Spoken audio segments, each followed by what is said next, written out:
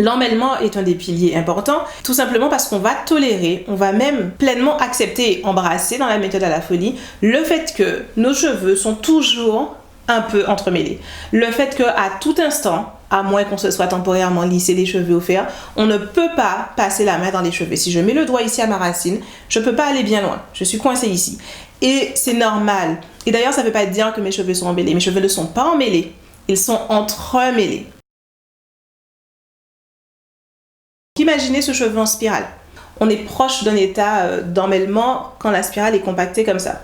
Si vous rajoutez une deuxième spirale, elle est entremêlée avec le reste. Et dès 4, 5, 6 spirales comme ça, l'une par-dessus l'autre, on obtient quelque chose de très tassé, de très entremêlé, voire de très emmêlé. En revanche, si on porte ses cheveux étirés, donc vous prenez le même amas de spirales, mais au lieu que ce soit tassé comme ça, c'est au contraire plutôt étiré, c'est dans un état plutôt allongé, on a automatiquement moins de nœuds, on a automatiquement quelque chose de plus aérien et donc qui va être beaucoup plus facile à traiter, à manipuler sans avoir à les arracher.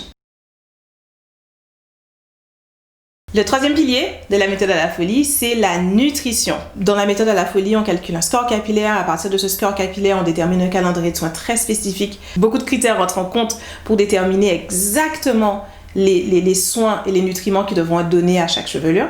Et quand donc vous avez trouvé la bonne formule de nutrition pour vos cheveux, il suffit de continuer et ça s'accumule. L'amplitude de la chevelure change. Il suffit de regarder les anciennes vidéos de ma chaîne YouTube pour se rendre compte qu'il n'y a pas que la longueur de mes cheveux qui change, il y a aussi leur apparence, leur volume, leur brillance, etc. Et ça, ce sont les effets cumulés de la nutrition.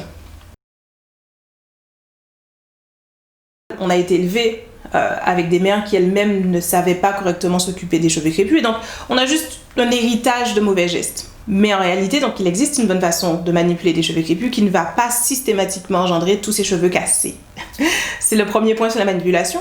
Le second point sur la manipulation vient du fait que, toujours lié à la nature en spirale de nos cheveux, on sous-estime le fait que la nature en spirale de nos cheveux et le volume de nos cheveux, les deux ensemble vont faire que on peut très facilement mal appliquer nos produits. Tous ces petits gestes qu'on peut être amené à faire avec nos cheveux crépus, donc le truc con de séparer des cheveux, de défaire un nœud, tresser, etc.